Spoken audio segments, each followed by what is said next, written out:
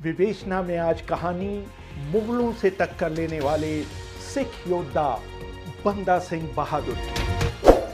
बंदा सिंह बहादुर के बारे में कहा जाता है कि उन्होंने अपनी जिंदगी विपरीत दिशा में जी। किशोरावस्था में संत बनने वाले बंदा अपनी जिंदगी के बाद के सालों में सांसारिक जीवन की तरफ लौटे। ऐसे लोग कम देखने में आए हैं जो बहुत कम समय में हिंदू धर्म ग्रंथों के अध्येता से एक बहादुर योद्धा और एक काबिल नेता में तब्दील हो गए।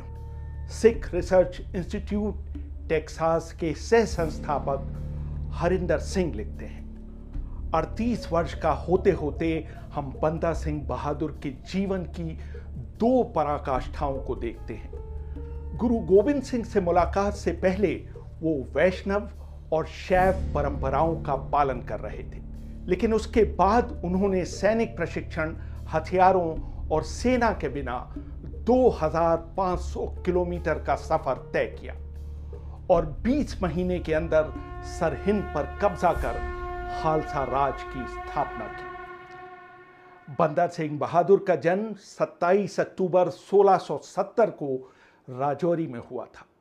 बहुत कम उम्र में वो घर छोड़कर बैरागी हो गए और उन्हें माधोदास बैरागी के नाम से जाना जाने लगा। वो अपने घर से निकल गए और देश भ्रमण करते हुए महाराष्ट्र में नांदेड़ पहुंचे, जहां 1708 में उनकी मुलाकात सिखों के 10वें गुरु गोविंद सिंह से हुई। गुरु गोविंद सिंह ने उन्हें अपने तपस्वी जीवन शैली त्यागने और पंजाब के लोगों को मुगलों से छुटकारा दिलाने का काम सौंपा। G.S. गरेवाल अपनी किताब सिक्स ऑफ पंजाब में लिखते हैं, गुरु ने बंदा सिंह को 1 तलवार, 5 तीर और 3 साथी दिए। साथ ही उन्होंने एक फरमान भी दिया जिसमें कहा गया था कि वो पंजाब में मुगलों के खिलाफ सिखों का नेतृत्व करें।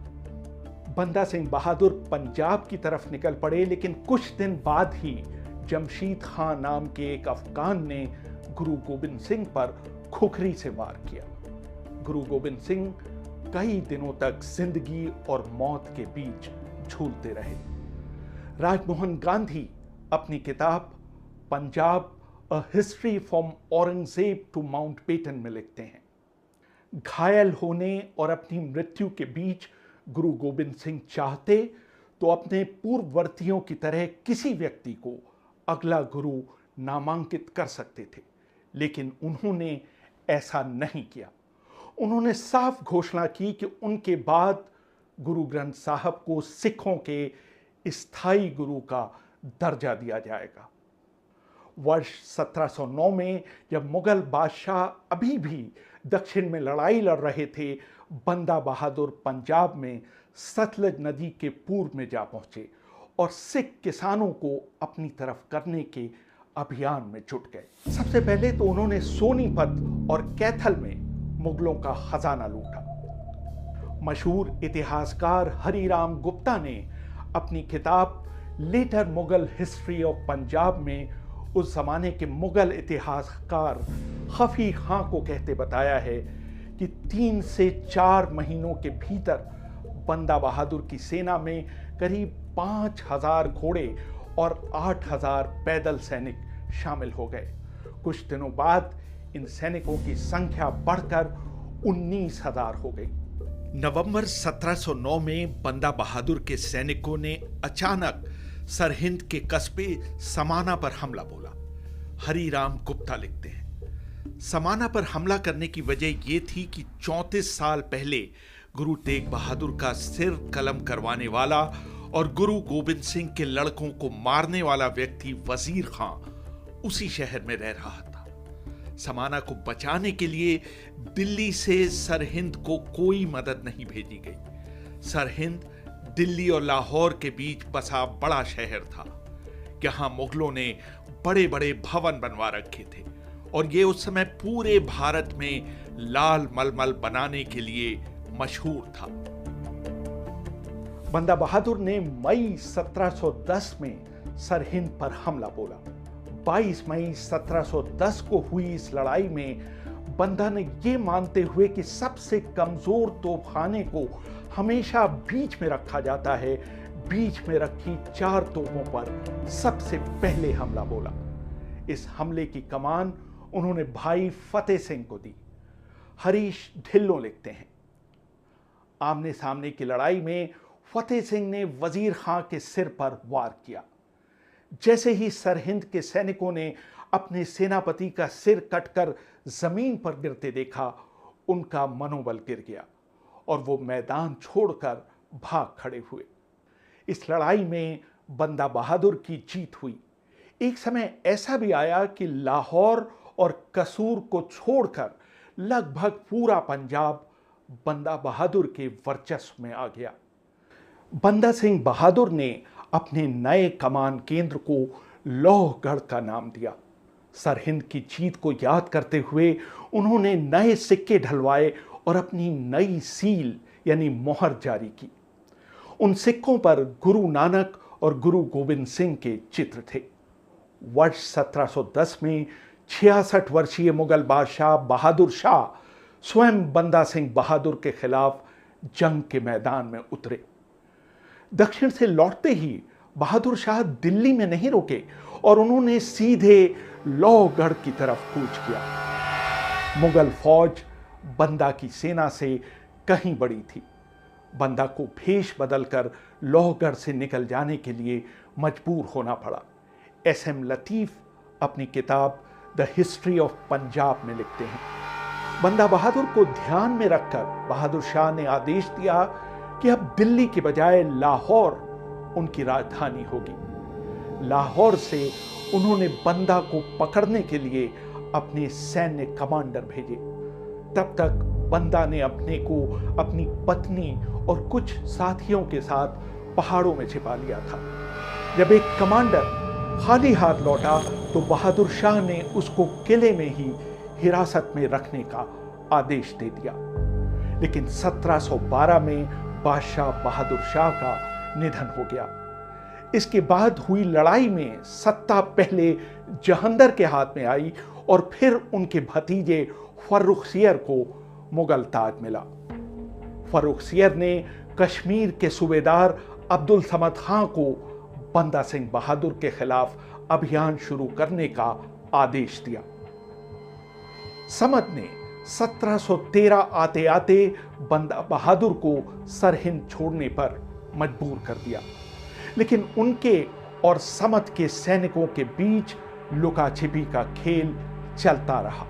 आखिरकार समद खां को बंदा बहादुर को आजकल के गुरदासपुर शहर से 4 मील दूर गुरदास नागल गांव में बने एक किले तक ढकेलने में सफलता मिल गई।